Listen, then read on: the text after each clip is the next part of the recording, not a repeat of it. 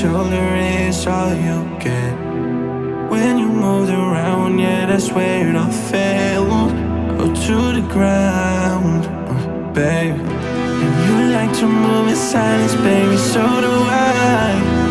This could either be hell or a paradise. Talking to your friends, baby, so do तो ये रहा box. we both know it's true.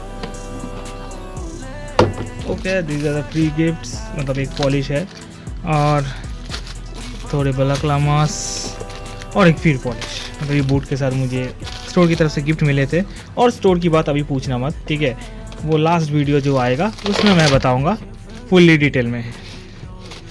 तो this are the boots. थोड़ा सा गंदे हैं क्योंकि मैं इनको डेली इस्तेमाल कर रहा हूँ फॉर ब्रेकिंग पर्पस, सबको पता ही होगा। सोल इज़ हार्ड और इनके अंदर स्टील प्रोटेक्शन है सोल के अंदर, okay, not the front portion, क्योंकि इस फ्रंट पोर्शन में TPU इस्तेमाल किया गया, देखो दब रहा है, ठीक है।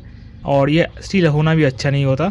ओराज़ो ने ये ट्रेंड शुरू किया था, लेकिन अभी वो ट्रेंड जा चुका है और सबको पता चल चुका है कि steel is not the perfect thing for the boots. यहाँ पे अभी सब TPU इस्तेमाल कर रहे हैं, तो अभी वही है। और पीछे की तरह शिन प्रोटेक्शन भी है। This is a pretty much strong boot. और अंदर की तरफ जो सोल में मैंने स्टील का जिक्र किया वो शैंक होता है, मतलब इसके अंदर एक स्ट्रक्चर होता है स्टील का जो कि बूट को और भी स्टडी बनाने में हेल्प करता है। वो इसके अंदर होता है ताकि बूट ज़्यादा फ्लेक्स ना करे। और यहाँ पे जो जिपर्स मिलते हैं वो YK के है, जो कि best of the best zippers बनाते हैं राइडिंग गियर्स के लिए। और यहाँ पे थोड़ा सा वेंटिलेशन यहाँ पे होता है, मैश टाइप का वेंटिलेशन है और इस साइड में भी वेंटिलेशन है। बाकी ये सब जो है पॉलीस्टाइरीन टाइप का है, ठीक है। राइडर का कहना है कि ये बूट जो है वो वाटर रेजिस्टेंट एंड कुछ हद तक थर्मल रेजिस्टेंस भी है।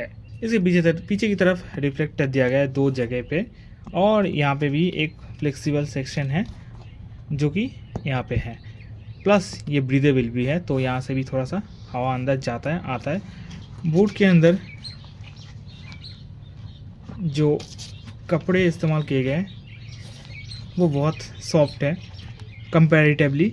This is the boot you can buy for odd size foot people just like me. मतलब मेरा पैर का जो साइज़ है वो थोड़ा सा ऑड है, मतलब इस जगह पे मेरा पैर थोड़ा सा चौड़ा है और इस जगह पे थोड़ा सा श्रिंक हो जाता है। मोस्ट पीपल का क्या होता है कि इस जगह पे सबसे चौड़ा होता है और यहाँ से थोड़ा सा कम होता है, लेकिन मेरे केस में थोड़ा सा अलग है। तो this boot is perfect for me. मैंने 3 तरह के बूट वहाँ पे टेस्ट किए थे। क्रैमस्टर का बूट टेस्ट किया था शॉप में जाके, BVG का बूट भी ट्राई किए थे और अपने शूलेस का भी बूट ट्राई किया था, ठीक है। और राइडर का 1-2 मॉडल और भी थे, वो भी ट्राई किए थे, लेकिन this boot is perfect for me. और मेरे हिसाब से अगर आपका भी पैर थोड़ा सा अनइवन है मेरी तरह, तो ये बूट ज़्यादा कंफर्टेबल होंगे आपके लिए। ये बूट पहले दिन मुझे थोड़े से हार्ड लग रहे थे, चलते फिरते मुझे तकलीफ़ हो रही थी, लेकिन अभी जब 1-2 महीने मैंने इनको इस्तेमाल कर लिया रेगुलर बेसिस में, तब जाके चीज़ें थोड़ी सी कंफर्टेबल हो चुकी है और ये थोड़े से नरम हो चुके हैं। मैं इनको अभी हाथ से भी दबा सकता हूँ, लेकिन पहले क्या हो रहा था कि ये चीज़ें ऐसे काम नहीं कर रही थी, ठीक है। मतलब ये थोड़े से हार्ड लग रहे थे मुझे, तो पहनने में दिक्कत हो रही थी। लेकिन इसके बारे में और ज़्यादा कुछ कहने के लायक है भी नहीं। 6000 में this is the mid range boot जो कि आपको 10,000 के नीचे मिलता है। और यहाँ पे मटेरियल्स उस हिसाब से टॉप नॉच इस्तेमाल किए गए हैं। और रिलायबिलिटी की बात जो मैं पहले कह रहा था, तो ये बूट टेस्टेड है। बहुत सारे यूट्यूबर्स जो कि अनपेड रिव्यू देते हैं किसी भी चीज़ के बारे में, तो ये बूट उन्होंने इस्तेमाल किया है, बहुत घिस के भी इस्तेमाल किया है, 2-3 सालों से इस्तेमाल किया है और बहुत सारे लॉन्ग टूर पे भी गए हैं। तो ये बूट रिलायबल है उस हिसाब से। और ओराज़ो अभी बहुत ख़राब होने लगे हैं, ठीक है। पहले ओराज़ो बहुत अच्छे आते थे, लेकिन अभी ओराज़ो वैसे अपना नाम होल्ड नहीं कर पा रहा है। अभी एक नया बूट आया है जो कि है क्रैमस्टर फ्रॉम राइनॉक्स।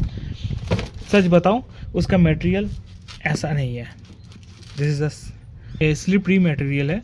इसके ऊपर से कीचड़ जो है आसानी से उठ जाएगा, मतलब आपको ज़्यादा घिसना नहीं पड़ेगा। ऊपर से यहाँ पे एक अलग से प्लास्टिक गियर लीवर या फिर ब्रेक लीवर, कुछ भी कह लो, जो कि आप इस्तेमाल करने वाले हो, मतलब एक प्रोटेक्शन दिया हुआ है ताकि आपके बूट के जो ये लेदर पार्ट की तरह है इनको डैमेज ना पहुँचे। ये अलग से स्टिचिंग किया गया है इसके ऊपर। उसके साइड में भी यहाँ पे इम्पैक्ट जोन पे अलग से वही सेम मटेरियल स्टिचिंग किया गया है और यहाँ पे भी सेम है। मतलब जो जो एरिया ज़्यादा डैमेज होने के चांसेस होते हैं वहीं पे यहाँ पे अलग से पैचिंग दिया हुआ है। बूट का फिटिंग आप वीडियो में देख सकते हैं। बूट का fitting is like to easy to wear. और इसका जो सोल है this is a much grippier sole. जिनको बाइक पे पैर आने में थोड़ी सी दिक्कत होती है उनके लिए भी ये बहुत अच्छा है, क्योंकि यहाँ पे थोड़ा सा हाइट आपको बढ़ जाएगा आराम से। और this is the best riding boot under 6000 because of its stitchings.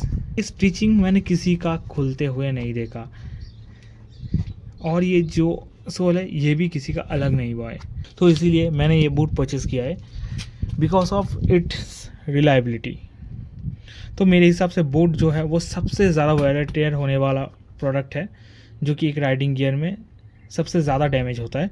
तो यही चीज़ बहुत रिलायबल होनी ज़रूरी है। क्रैमस्टर का जो मैंने बात कर रहा था, क्रैमस्टर अभी अभी नया है, उसका थोड़ा सा लॉन्ग टर्म रिव्यू किसी के पास ज़्यादा नहीं है, ठीक है, ज़्यादा एक्सपीरियंस भी नहीं है, तो उसके बारे में मैं थोड़ा सा श्योर नहीं हूँ। बाकी मैंने जितना सुना है सूलेस का भी अच्छा होता है, ठीक है, लेकिन वो साइज़ में मेरा नहीं आ रहा था इसलिए मैंने नहीं लिया। और अगर आप सूलेस या फिर क्रैमस्टर का कोई ऑल्टरनेटिव सोच रहे हो तो this is the product you can buy. और टेस्ट प्रोडक्ट है, मैंने नहीं टेस्ट किया लेकिन बहुत सारे यूट्यूबर ने टेस्ट किया है और this is the best. Okay, under 6000 और किसी किसी टाइम पे तो डिस्काउंट में आपको 5500 में भी मिल जाएगा। तो हियर इज़ द रिव्यू और ज़्यादा कुछ इसके बोलने लायक है भी नहीं, मैं ज़्यादा डिटेल में जाता भी नहीं करूँ।